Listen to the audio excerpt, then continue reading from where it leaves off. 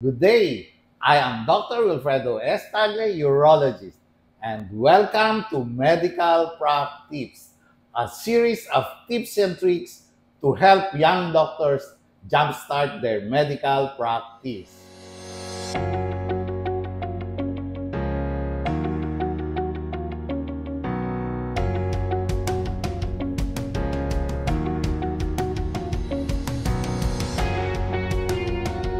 For today, we are very excited to introduce to you and show his version of why he became a doctor and maybe gives us some tips on becoming a specialist.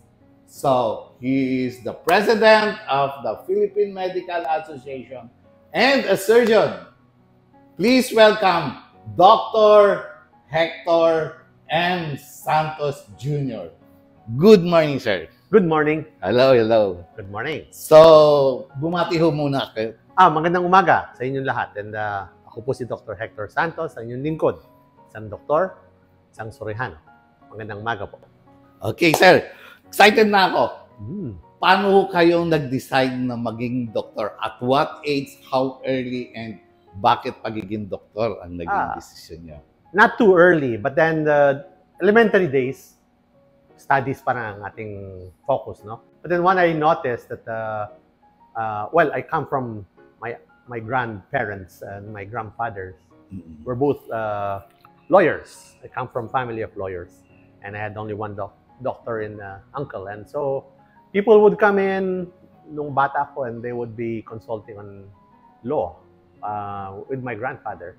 And then there were those who would come also with health problems, and he would say, sana meron tayong doktor na tutulong. So, more or less in that direction na nakita ko na I think I could help because I would rather be more, sabi ko, helping the sick rather than defending court cases, sabi ko sa lolo nun.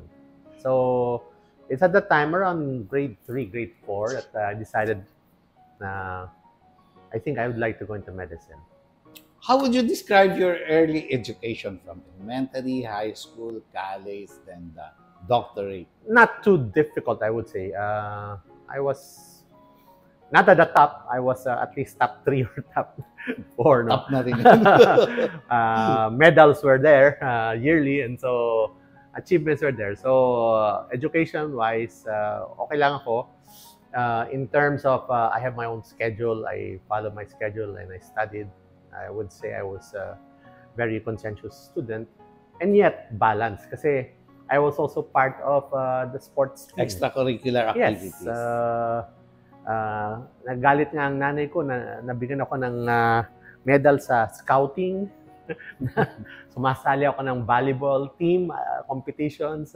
How about dancing? Basketball team.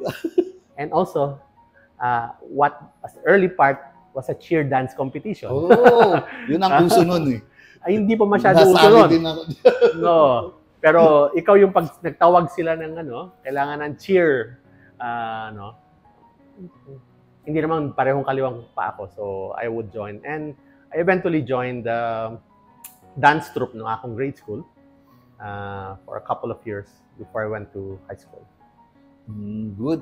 And I've heard you went to UP for college. Yes. And paano nangyari yun? Firstly, I was one of those lucky ones na because of good grades, I would say, I got accelerated. At that time, meron pang grade 7 talaga, pero may given a good grade, so grade 6, akit ka ng first year. And then, so I maintained the good grades. Eventually, nakapasok ako ng UP Diliman for BS Biology, which is a quota course. And, malaking barkadahan ang group namin doon. So, we were happy being there. But my UP days, I was also a little, not really militant, but I joined the UP Student Catholic Action, UPSCA. Medyo left-leaning ang kalahati was social. So, pagkat nagkaroon ng tawag ng boycott I was in UP during the martial law days. At that time, martial law. Martial law, 74 to 78. Mm. So, meron kaming curfew. So, hanggang mga 10 lang, no? Ganun. But then, since I was part of the UPSCA or UPSCA, so I was also on the side learning to teach catechism to some of the, yun ang aking either barrio work or urban work, yun ang meron sa, So, with that, I was medyo, my eyes were open on issues at the time. Ang tinatawag namin the signs of the times.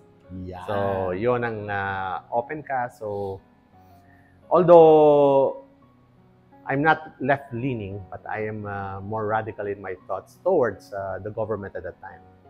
Pero I know that I wanted to go to medicine, so I stayed clear of being arrested. So talagang diretso. Sabi ko, sige, boycott. Pero pagka tinong lakaran na, papuntang Malacanang, sige, dito na ako, uwi na ako.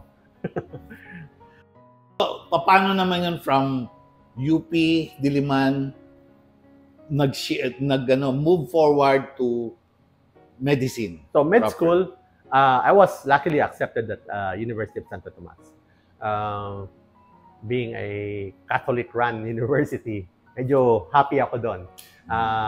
To say the least, syempre at that time, UP medicine was a konti lang during my batch, mga 120 lang kukunin yan. Sa batch ko, sa mga lalaki, natatanda ako, meron ng 40 ang with honors, graduating with honors. Hindi ako with honors when I graduated from, but I was a 2.0 average. So, uy, maganda na yun. Hindi ako honors, pero I would say, kasi marami rin ng extracurricular activities then, mostly with the UPSCA and also with the biology majors. So, but I got into UST and luckily, happy rin ako kasi it was a Catholic school. I came from a Catholic school as well, ng grade school and high school. So, happy ako to be there. I was, as you could say, I was taught by the Capuchins. Yeah. And ngayon, our present Pope is a Capuchin. No? Yan. Then, ang sabi nga there are many ways to skin a cat and there are many roads to Rome. How did you choose the road to the specialty? Okay. So, nung in med school, ang mga favorite subjects ko was anatomy, and then surgery, and of course, physiology. So, towards that goal, ang sabi ko, I would like to do that. So, I was thinking, I had 3 choices at that time before going to internship. Sabi ko, malakas ang kitang ng OBGY, okay, ng surgery. Kasi ang OBGY, kaysa mo ilagay, Oo. Kikita yan eh. Dami nanganganak. Surgery at saka orthopedics. Kasi I had the knack for fixing things. Then, after my rotation sa OBGY, sabi ko, hindi ko yata gusto. Mas maigi na mga babae mag-OBGY. Mas macho yata ang dating ng either surgery.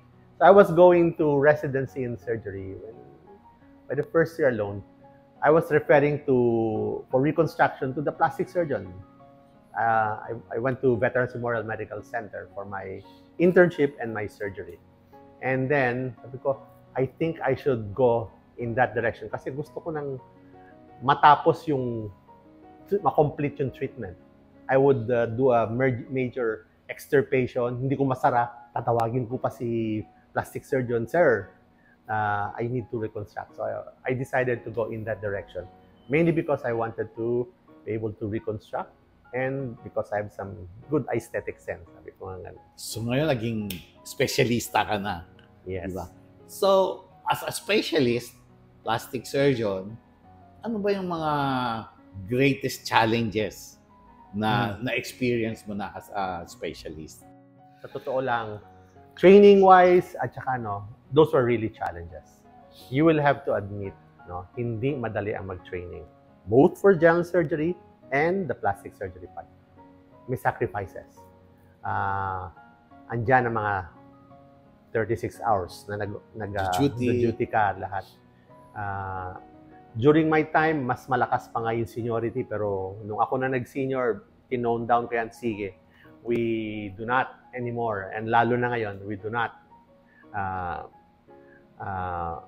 not encourage bullying at saka sobrang seniority. Sa mga we should foster a culture of guidance at saka mentoring. So, yan ang isa. Challenges, junior training. You have to be matibay ang loob, matibay ang dibdib mo. And you have to swallow what is given, the task given you, and you have to study. Hindi ka maaring way behind. Kasi you are also expected, ikaw, specialist ka, alam mo dapat ito. So kahit specialista ka na, nagbabasa ka pa, what is the latest? Lalo na ngayon, lahat nasa internet. Yes, that's why you have to be updated. Number two, one of the biggest problem, I work in government hospitals, Veterans Memorial, and East Avenue Medical Center. Pera. The patients could not afford the cost. No? Buti na lang, government yon. So partly, but then sometimes government, kulang ng supplies. So you'll ask the patient, bili ho kayo ganito, kailangan natin pangpuno doon sa ating treatment. Una-una dyan, yung mga bakal sa mga buto, pag maxillofacial, malakihan yon. So, malakihang gastusan yung mga plates and screws na yan. So, it is for that reason. So, sabi ko, when I started, I was given the capability to reconstruct and treat plastic surgery. So, I offered community service. So, lalo na, I'm dealing, syempre, plastic surgery is both reconstructive and aesthetic or cosmetic. The first part, reconstructive, andyan naman congenital problems, cleft lip and palate. Yes. So mula pa lang sa pulat, simula nung ako'y natuto na yan, so I offer free services. Kasi yan ang kadalasan na walang pera. At saka nagkakaroon ng ganun, yung mahihirap. At mahirap talaga. Number two, I was chairman of the burn unit for more than 20 years, East Avenue. Again, problema na naman ng pagbibigay ng yan.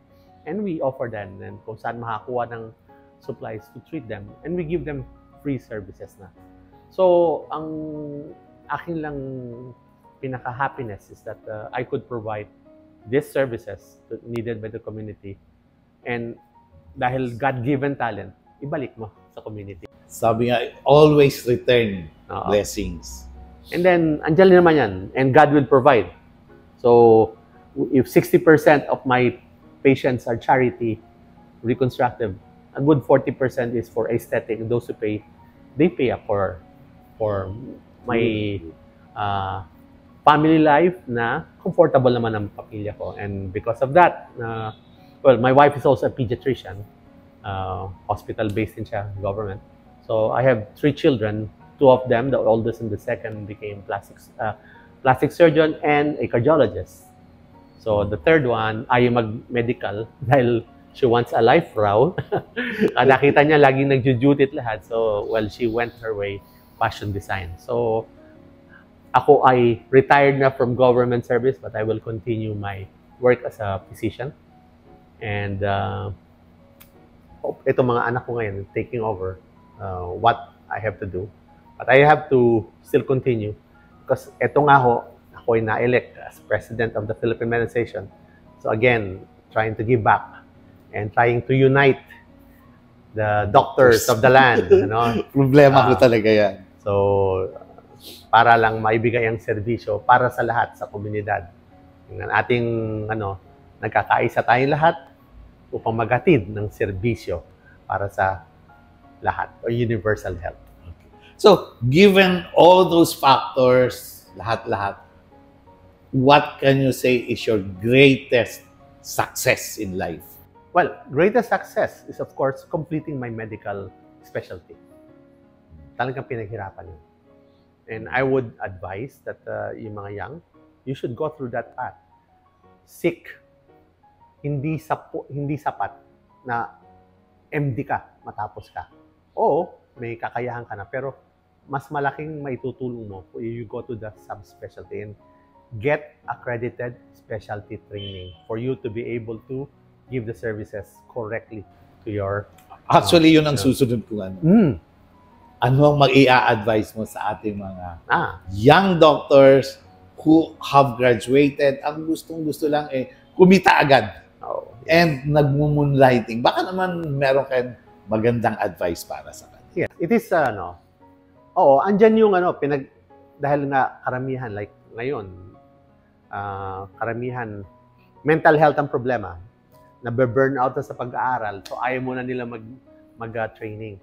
But that is only, sa akin, no, my advice, that is a temporary Delay. phase in your life, no? Na you want to rest, but then, as sabi ko nga, mas importante, meron kang under your bucket another subspecialty or specialty training. Hindi ka maaring ikaw ay emergency room medicine o magjo-duty ka ng ilang araw lang. Matatawag ka. There are some patients you would like to help and you would need a subspecialty training for that.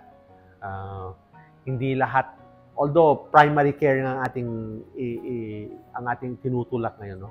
But then you should have also some specialization just to further help your patients, no? Kailangan din yun. Kaya nga, wag kang maging Complacent? wag kang masyadong hanggang dyan na lang ang iyong you go further. I know as a doctor, you've worked hard and study for this degree and you would want to go further.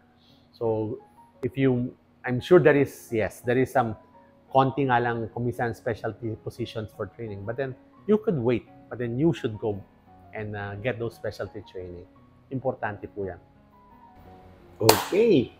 Narinig nyo na po sa mga young doctors, mga junior doctors, importante pa rin move to further training para talang makamit natin ang success.